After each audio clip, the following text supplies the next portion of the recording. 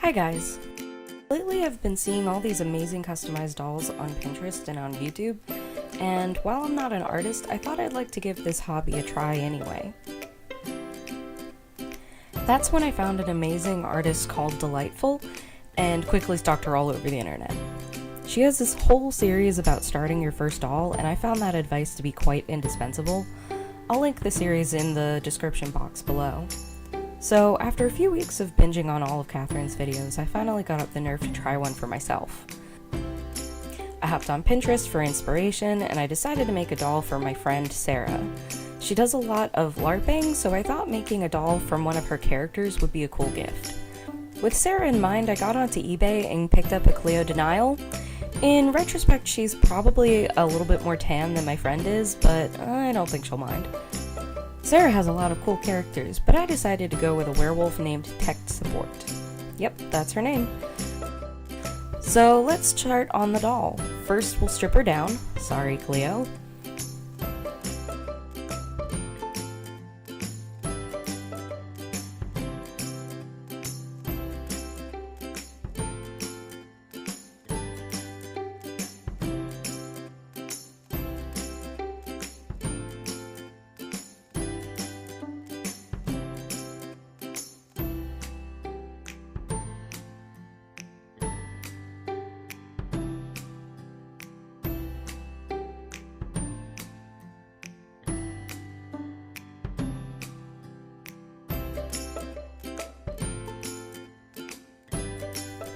Then I cut off her hair with sharp scissors. This doll came to me in the box, but when I opened her up, her hair was all greasy and sticky. I think that happens when the glue inside the head melts and travels down the shaft of the hair. It feels super gross, but that's fine since I'm planning on taking it off and making a yarn wig for her anyway.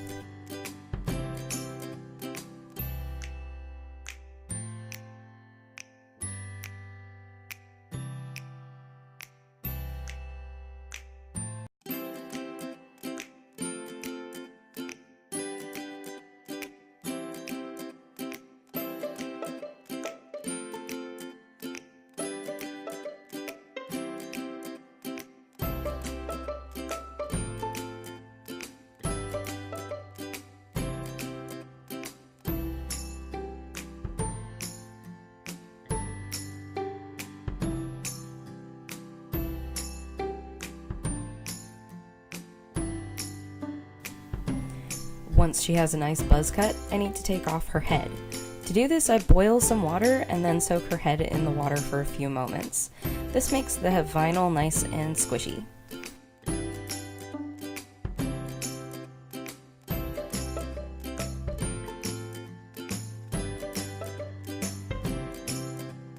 Make sure to drop your camera in the sink.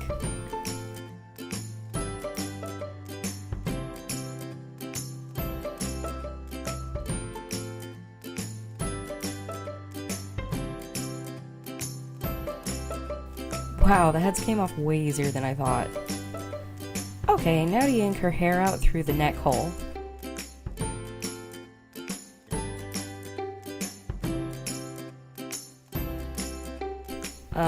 Gross. This is taking forever. Oh right, everyone says to rub the inside of the head. Let's do that. I have a chopstick. That'll work. Then, once everything is rubbed off onto the inside of the head, use pliers or tweezers to pull out all the plugs. Ugh, gross.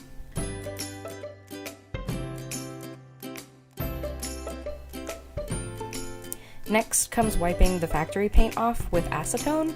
Well, actually at this point I'd already dropped a lot of cash on getting supplies like watercolor pencils and brushes, so I was trying to save money by using some nail polish remover I had in the house, and it did not work. I even soaked a tissue with nail polish remover and wrapped it around her head to try and soak it off, but all that did was leave a gross black smudge all over her face that wouldn't wash off. Let's try this again with the real stuff.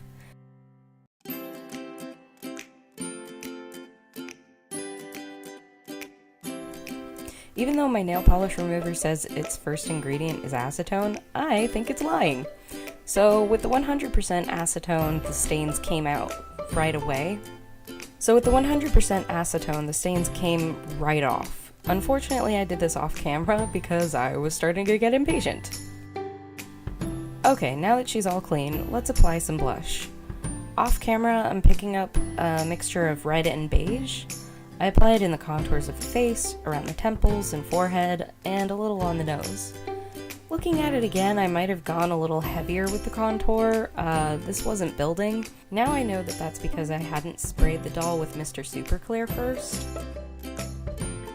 Next, I'll blush the body, and you can see this goes on a lot easier because I did spray the body with MSC, and you can really see the difference.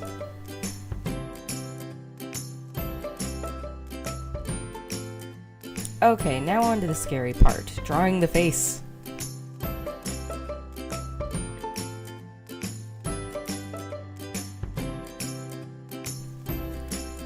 Let me be clear here, I'm not an artist at all. I had a difficult time making the logo for my channel, and all that is a bunch of circles with some gradients.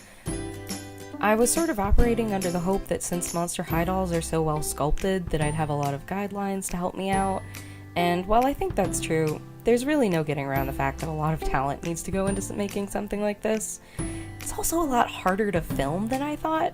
Part of that is just because I don't have a real desk, so I'm on the floor next to my bed, filming with a selfie stick shoved under my mattress, so that's occasionally why you're gonna see weird shadows and stuff like that. I'm sorry.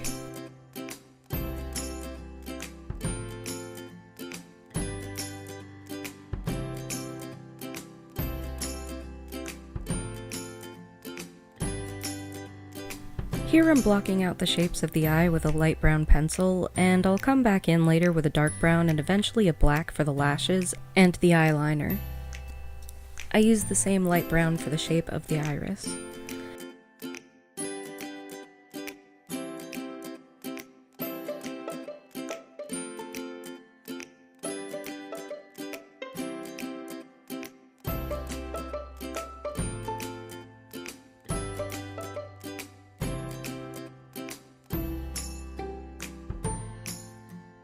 I went with a sidelong glance since I figured the chances of me being able to draw two identically sized and shaped circles for the irises would be pretty slim.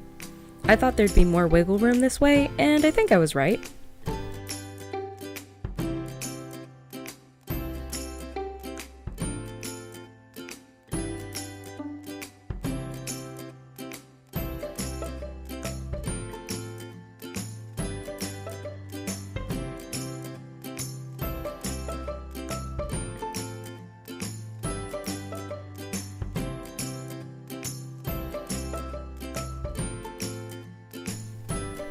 Part of the reason I chose tech support as the character design is because she has a really recognizable scar over her eye, and I figured even if I wasn't talented enough to make the doll look like my friend, you would still be able to recognize the design as tech support from that scar.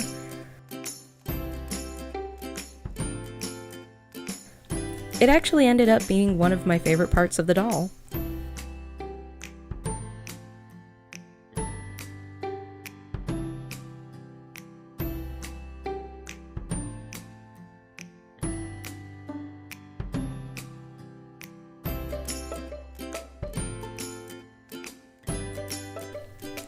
The scar was a lot easier to do than I'd expected. All I did was draw 4 jagged lines over the eye, then come back in with a light nude colored pencil and drew a thinner line on top to be the shiny part of the scar.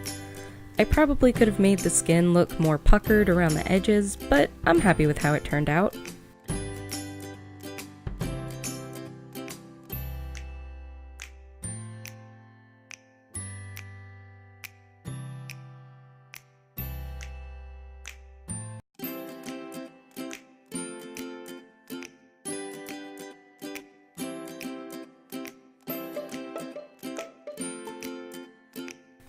I'm very much one of those people who will always look at a project and think how I could have done something better or how I wish I had done this thing differently.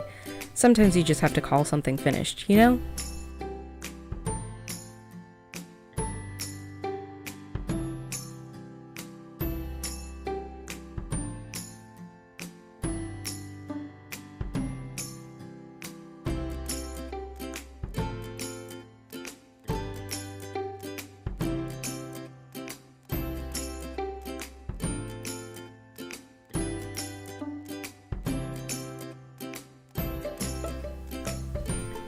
My friend has gorgeous green eyes, so I'm taking a little liberty here with the shade and really leaning into that color.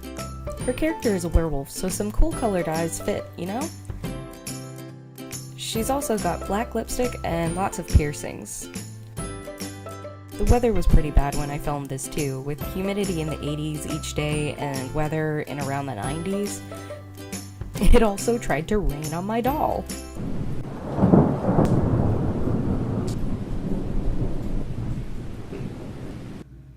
No, I'm still drying things outside. I ended up really disliking this version of the face, so I cleaned it all back down with acetone, blushed the face, and redrew the eyes. I often hear doll artists saying that the eyebrows are the hardest thing for them, but I actually found them pretty easy to put on. Maybe because my own eyebrows are very sparse, so I fill in my own eyebrows a lot. I actually attempted the face several times. I think I redrew the eyes about 4 times, wiping them down with acetone each time. Finally, I ended up with something I was pretty happy with, and at that point, I took a break from her face to do her clothes. I made her pants, shirt, and jacket off camera because I was in fact so awful at it. But she ended up with a teeny tiny pair of leather pants, a simple black shirt, and eventually a jacket as well.